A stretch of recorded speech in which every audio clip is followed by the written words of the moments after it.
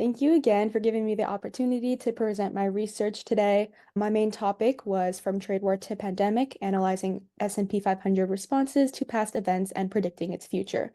So I was focused specifically on the S&P 500 index and analyzing past events. I like to enhance my knowledge in business through working in marketing under a financial services company and taking accounting courses at my local community college. And this research paper was really my in-depth introduction into the stock market. So it was a great way for me to gain initial exposure to how the stock market functions. So it was a really fun project and a really educational project for me as well. And in my free time, I enjoy spending time with family and reading. So just an overview for this project, I'll do a quick introduction about a quick abstract about what my project is and the overall structure. I'll give my aim for the project and what I hope to discover and analyze through using past data of the S&P 500. I'll go over the project structure that I used for my research project. I'll go over the methodology and what methods I used to collect my data. And then I'll focus in on two specific events that I centralized my research paper around, which was the 2018 trade war and the COVID-19 pandemic. And within each event, I'll also dive in more into the financial sector within the S&P 500 and focus on a couple of specific financial companies that were impacted the most. Along with that, I'll give a future prediction about what I personally think will be an oversight into what the S&P 500 will be looking like within the next couple of years based on the past data that I used in my research project. And along with that, I'll provide a concluding statement or an overarching conclusion that I have discovered from my research paper. So, an introduction, as I said, my research paper overviews the recent history of the S&P 500. I dive into extensive analysis on two major events that impacted the market. The first one being the 2018 trade war, and the second one being the 2019 COVID pandemic. In addition to providing a general summary of the S&P 500's behavior during these two events, I then focus in on specific financial companies that were hit the hardest. And lastly, using previous analysis on how the S&P 500 index responds to economic slowdowns, I'll conclude by producing an opinionated prediction as to how the S&P 500 will respond in the foreseeable future in response to anticipated political policies. So, as I said, my main aim in this research paper was to target very specific reactions to the S&P 500 index had from these two events. I wanted to also compare the financial sector's response to both events. An overarching thing that I wanted to do was identifying and understanding patterns in the S&P 500's response to these recessions. And lastly, I wanted to produce an accurate prediction of its future behavior in regard to the 2024 presidential election, and more specifically, what would happen if Trump wins and a trade war with China is enacted due to his past implications about how he plans to enact more tariffs, thus impacting the S&P 500. So my project structure was I first did an analysis phase where I analyzed sales performance within specific financial companies, market trends, and consumer behavior. And I just conducted an overall analysis of previous sales strategies for specific financial companies that are part of the S&P 500. I wanted to seek out common trends between the two events analyzed and identify common patterns of behavior for the financial sector, but more importantly, what this means for the future of the S&P 500. And lastly, I utilized past analysis to predict the future behavior and more specifically in regards to anticipated policies enacted if Trump wins the election. For my methodology, for data collection, I did prioritize quantitative research. The main way that I got data more specifically focusing on the financial sector for both events, I gathered numbers from quarterly earnings of businesses that were made public in the financial sector, such as companies of JP Morgan Chase & Co. and Morgan Stanley. And I utilized both primary and secondary research methods to gather comprehensive insights. Along with that, through comprehensive market analysis, I've identified shifts in consumer preferences during times such as the lockdown, competitive landscape changes, and emerging market segments amidst a possible new trade war. Last thing I did, I also gathered opinionated data from credible investors, such as Warren Buffett, a very common and very credible investor, on the future outlook of the S&P 500 and the best moves that investors can make right now to ensure a great return in the future for the S&P 500. So, the first event that I focused on was the 2018 trade war to provide a little context about how the trade war started, but more importantly, how it is correlated with the events of the S&P 500 during this time. So, in 2018, as Trump was declaring denouncement between China and the US on non-tariff goods, he declared an investigation to be made to evaluate the intellectual property appropriation in China. And as Trump began to impose more taxes, he induced a larger amount of uncertainty in the global economy. Due to higher tariffs on goods, the increased cost for companies hurt earnings, leading to investors anticipating lower future profits and thus resulting in less investments for certain companies. Some main points that I saw in this time was in the 2018 quarter, the S&P 500 plunged 13.97%, its worst performance since 2011. During December that year, all indexes dropped at least 8.7%, and by late 2019, the S&P 500 was 6% below its record hit only last month.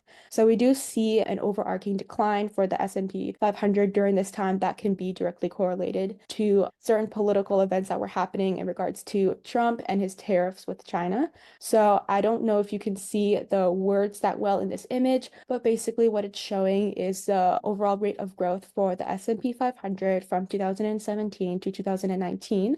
So really in the midst of this trade war, and it's showing how there is a direct correlation between certain events enacted by Trump and consequential declines that we can see in the market.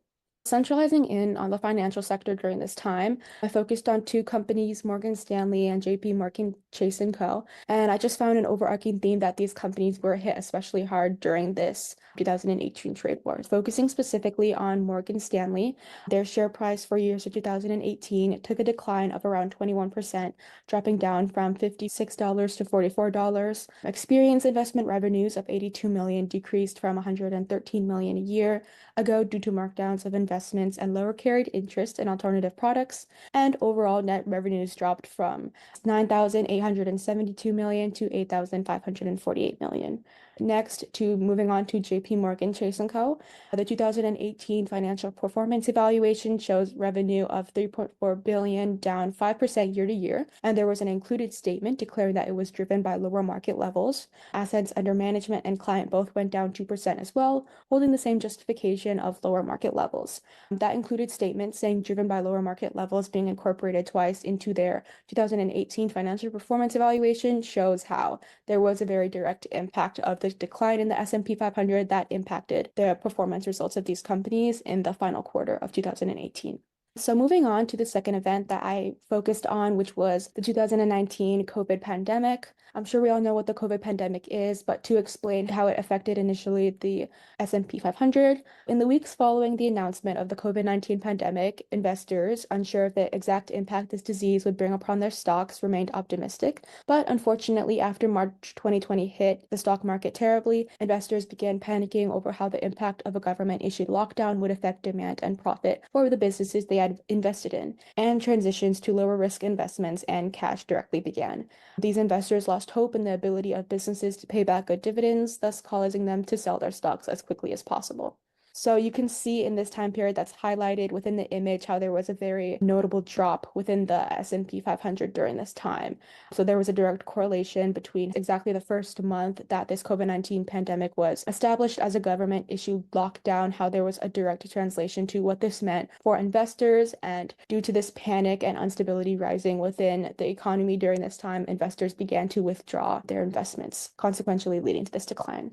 Some main points that I saw is, as you can see in the image, in March 2020, the S&P 500 actually dropped down to a staggering 25%, so there was a very noticeable decline during that period. Companies under the energy and financial sectors reached low points of 44% and 57%, and on March 23, 2020, the S&P 500 witnessed an unusual drop of 35% compared to a record high in February 2020. So there was a very steep and very sudden drop from February 2020 to March 2020. So during these initial periods of the COVID pandemic, we see a very noticeable and deepening drop.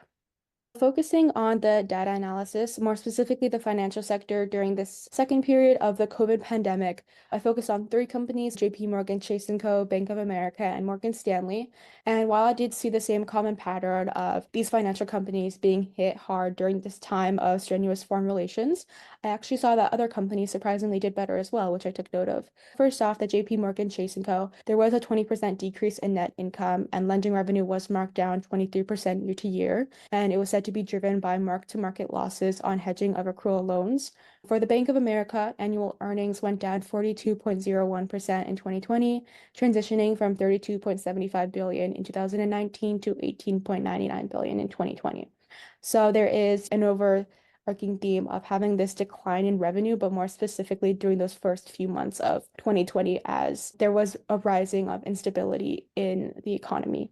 So for Morgan Stanley, I actually saw a reverse effect. So there was a net income of 11 billion during this time, as opposed to 9 billion in 2018. So there was definitely different tendencies in how these financial companies reacted. And I think it also has a factor of how well prepared companies were for this sudden change and what effects that had on the company as well. So lastly, I wanted to use this past analysis that I had on those two events to create a predicted outcome as to what the future of the S&P 500 looks like. But I wanted to look at it more specifically in political terms. So I raised a central question of what would happen if Trump wins and another trade war is declared.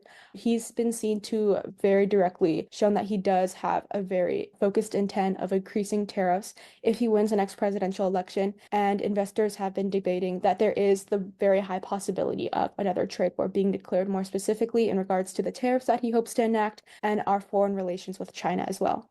So the first thing that I took note of was a decrease in the stock market performance.